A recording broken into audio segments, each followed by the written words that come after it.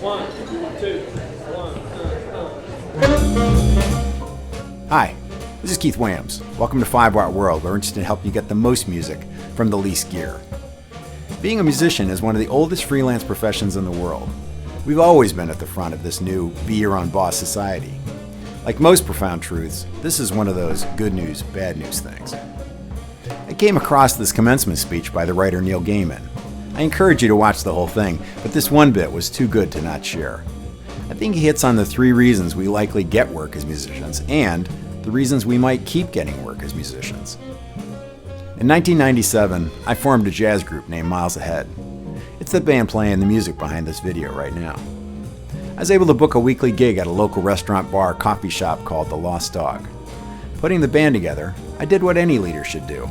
I hired players who were better than me. If you haven't realized it already, you should always be trying to play music with people who are going to lift you up. It'll always bring out your best, and it'll up your game. We might not have individually been all the best players in town, though some of the guys were. But together, we were the best group playing jazz in that town at that time, and we got a ton of work. Listen to Gaiman talk about this, I realized that his 3 principles were probably the reason why. But you get work however you get work. But people keep working in a freelance world. And more of today's world is freelance. Because their work is good.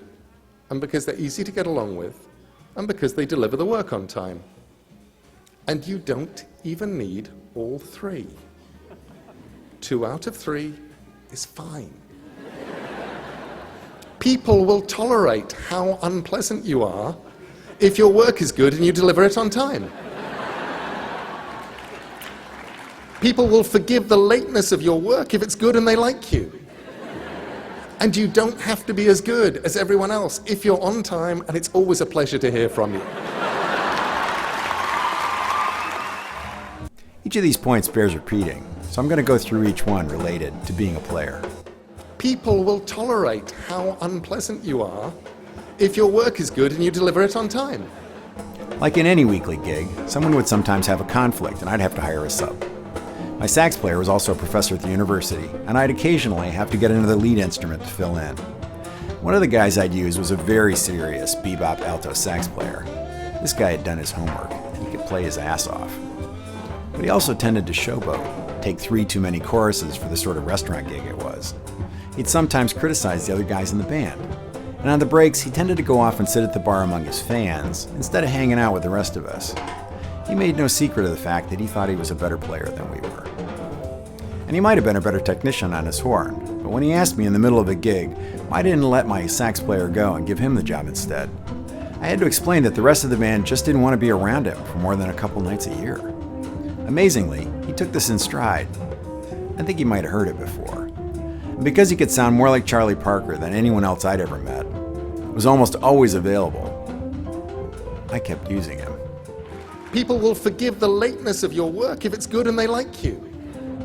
I put the band together because the 2 best student jazz musicians I'd ever known were going to be seniors at the university where I worked. And right then, the head of the jazz department decided to take early retirement, and all the pickup gigs these 2 kids would have played just dried up.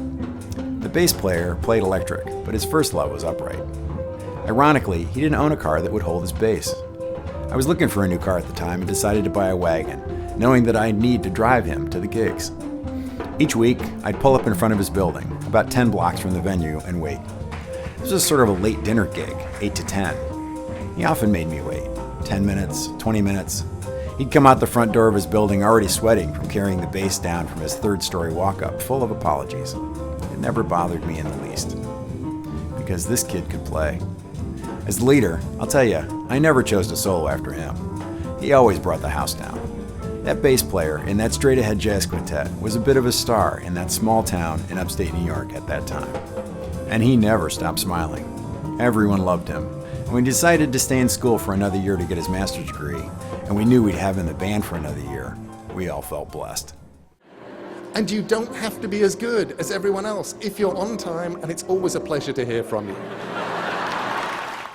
Though it's a little painful for me to admit, this last category was likely me in that band.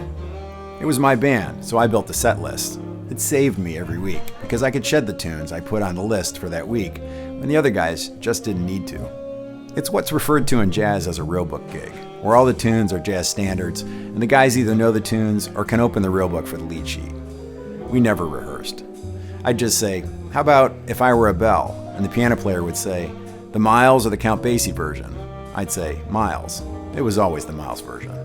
And all the guys would nod, already hearing the arrangement starting to play in their heads. I booked the gigs, drove the bass player, collected the pay, paid the band, built the band book, distributed the music, decided the arrangements. But my jazz chops were just starting to come along. So I played rhythm with all my soul, and I played my choruses with fear in my heart. But you know what? Those guys were saints. They encouraged me to take risks in my playing, and 20 years after I moved away, that band is still playing that gig twice a month. I don't think I'm saying don't worry about hitting all three. This list is profound because we immediately sort of have a sense that it applies to everything in our life.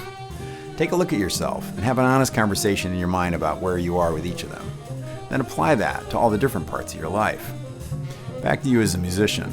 Of course you'll get the most work checking all the boxes. In my experience, the greats that I've had the pleasure of meeting, guys like Branford Marsalis, Bela Fleck, and Chick Corea, are all prime examples of the best of all the above.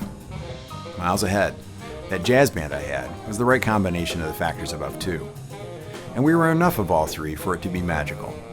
We built the band on the fact that we all love that music, and we love playing it together.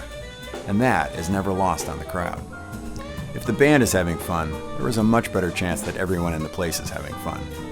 And if everybody in the place is having fun, they'll want to hire you again. Thanks for tuning in.